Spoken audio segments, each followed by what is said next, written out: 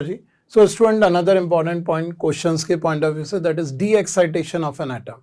Excitation हम बात कर चुके हैं कि किसी भी एटम को अगर बाहर से एनर्जी सप्लाई की जाती है तो अगर वो एनर्जी अगर इलेक्ट्रोमैग्नेटिक फॉर्म में है और वो एनर्जी किसी लोअर और हायर एनर्जी लेवल के डिफरेंस के बराबर है तो इलेक्ट्रॉन हायर एनर्जी लेवल में ट्रांजिट कर जाता है। This what we call excitation. Now we talk about the excitation. This also very important point कि अगर मान लेते हैं ये N1 एनर्जी लेवल है और ये हायर N2 एनर्जी लेवल है और बीच में भी कई एनर्जी लेवल्स एग्जिस्ट कर सकते हैं, we are not right now bothered about it, और हम ये मान के चलते हैं एक लोअर एनर्जी लेवल से इलेक्ट्रॉन एक्साइट होके पहुंच गया हायर एनर्जी लेवल में और इसने कुछ एनर्जी एब्जॉर्ब करी है जो N1 और N2 के डिफरेंस के बराबर है। अब अगर हम बात करें ये हायर एनर्जी लेवल में तो आ गया क्योंकि इसको एनर्जी दी गई थी, लेकिन लोअर लेवल्स भी वेकेंट पड़े हैं। All of you are well aware about the capacity of every energy level और अ शेल 2, 8, 18। आपने ऑलरेडी पढ़ा हुआ है कि एक एनर्जी लेवल की एक मैक्सिमम कैपेसिटी होती है जहां तक ये इलेक्ट्रॉन्स को रिटेन कर सकता है। उसके बाद जब बाहर से इलेक्ट्रॉन आएंगे तो वो हायर शेल्स में जाएंगे। सो अगर इलेक्ट्रॉन एक्साइट होकर ऊपर तो चले गए लेकिन नीचे वाले जो लेवल्स हैं वो वेकेंट पड़े हैं, इसका मतलब लोअर लेवल मतलब lower energy this more stable state, तो ये हायर एनर्जी लेवल में ज़्यादा देर नहीं रहेगा। जब ये एक्साइट होता है तो हमेशा थोड़ी देर के लिए ही होता है। अगर जितनी देर में एक्साइट हुआ उतनी देर में नीचे के लेवल सारे आप फुल्ली फिल कर दोगे तो ये ऊपर रह जाएगा। Otherwise after a very short time it will transit back to the lower level. अब वो जो शॉर्ट टाइम होता है this called life time of excitation. तो यहां पे हम ये लिख सकते हैं after life time of excitation an electron transit to any of lower energy levels by releasing photons. Photons of which energy? जिस लेवल में जाएगा उसका जो डिफरेंस होगा उतनी एनर्जी का फोटोन निकाल देगा।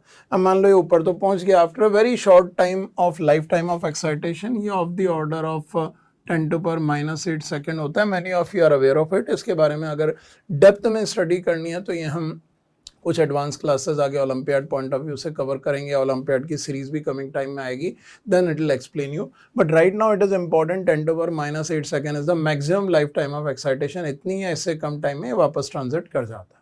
अब कहाँ करता है? Random phenomena. नीचे 3, 4, 5 ऑर्बिट्स खाली हैं तो ये यहाँ से यहाँ भी आ सकता है, यहाँ भी आ सकता है, यहाँ भी आ सकता है, कहीं भी जा सकता है, because all the states are more stable compare to higher level. So it can go anywhere, जहाँ पे भी रास्ता दिखेगा मिलेगा। हम अंदर घुस के नहीं देख रहे हैं, it is a random phenomena. तो all possibilities exist, that's what we keep in mind.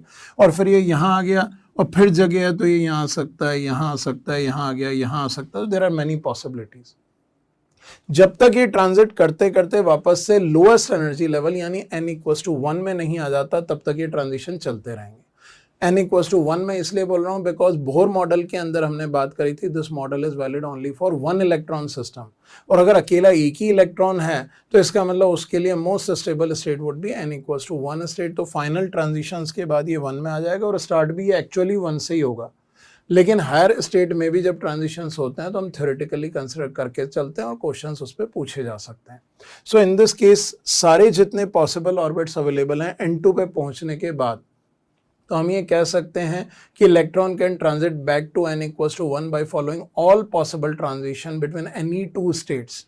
सो हम यहाँ पे ये कह सकते हैं number of possible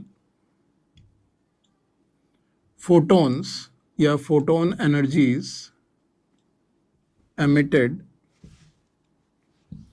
due to de-excitation from n=n2 state are, यहाँ पे डायरेक्टली इसको हम कई बार नंबर ऑफ लाइंस भी कहते हैं, लाइंस, या इसको कई बार स्पेक्ट्रल लाइंस कहा जाता है, क्योंकि जो फोटॉन्स एमिट होते हैं वो अगर स्पेक्ट्रोमीटर से पास करें तो स्पेक्ट्रम में एज स्पेक्ट्रल लाइंस प्लॉट हो जाते हैं। तो कई बार इसको number of spectral lines, her individual energy के फोटोन की एक अलग स्पेक्ट्रल लाइन होती है, ये ध्यान रखना है। Every photon energy is corresponding to a separate spectral line. ये वैल्यू निकल के आएगी N2C2। You need to just count the number of combinations. कि n2 ऑर्बिट से फाइनली 1 तक आना है तो जितनी भी पॉसिबल स्टेट है उनमें दो दो के कॉम्बिनेशंस ले लो, n(n-1/2). So this will be n(n-1/2). These are the number of possible transitions. यानी n equals to 4 में है तो 4 into 3/2 टोटल 6 लाइन्स आ सकती हैं, 5 में है तो 5 into 4/2 10 लाइन्स, यानी 10 type of photons an atom can emit in different types of possible transitions that you need to keep in mind. एक और चीज यहाँ पे काम की है, कई बार ये पूछा जाता है कि एक सिंगल इलेक्ट्रॉन कितनी मैक्सिमम लाइन सबमिट कर सकता है, तो नेक्स्ट पॉइंट पे मैं उसको अलग से एक्सप्लेन करूंगा, will not mix it, otherwise conceptual confusion हो सकते हैं। सो नेक्स्ट पॉइंट में मैं इस चीज को रिव्यू भी कर लूंगा और एक अलग से कॉन्सेप्ट है that also I am taking up, stay tune with that. So